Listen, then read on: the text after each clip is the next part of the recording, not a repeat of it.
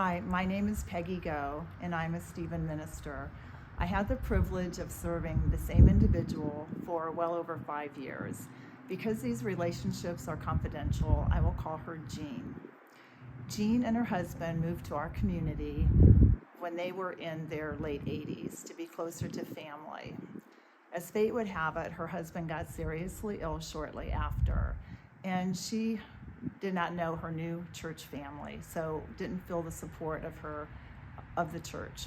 So our relationship started with weekly phone calls just to check in, and then eventually developed into in-person visits, attending church or coffee together, and sometimes some fun events like going to the farmer's market or having lunch at Chick-fil-A, just a way to share support and allow her to be comfortable if she wanted to share her concerns, or we just spend time together. And we always concluded with a prayer. Jean's husband passed about a year later, and she wasn't comfortable going to grief share and asked if our relationship could continue. And so it did for about another year. And as it was about to conclude, unfortunately, her son had a devastating stroke that left him permanently without speech and in a wheelchair. Well, this was quite a setback for Jean. While her son had wonderful support through his loving family and wife, she needed support again to accept his new reality after just having lost her husband as well. So our relationship continued for about another year, and then COVID-19 broke out, which was a time when we all needed someone. So we continued with our phone calls, text messages. She was quite tech savvy. And also we sent cards and notes in the mail until her own unexpected death almost 2 years ago. While Jean was my only care receiver, I'm familiar with other ways that Stephen Ministers provide support, because we meet as a group monthly to check in with our pastor and our Stephen leader.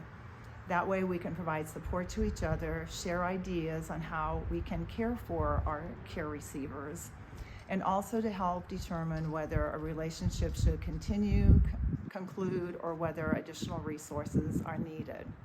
So for example, one of our Stephen ministers, and I want to say that these relationships are all confidential. We don't provide the names of the people that we're supporting or any details about the relationships, just an overview. So one of our Stephen leaders was supporting a lady in her 50s who was going through a divorce. And after about 3 months, it became apparent that she needed support more beyond what a Stephen leader is trained to provide, or Stephen minister. And so she was provided with other resources.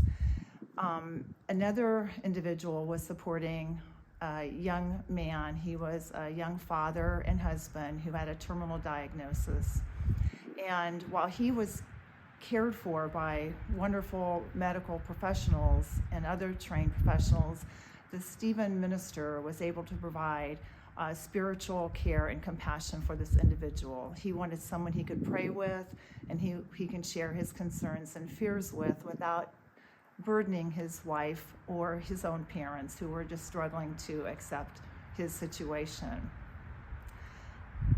Stephen ministers are assigned by gender, and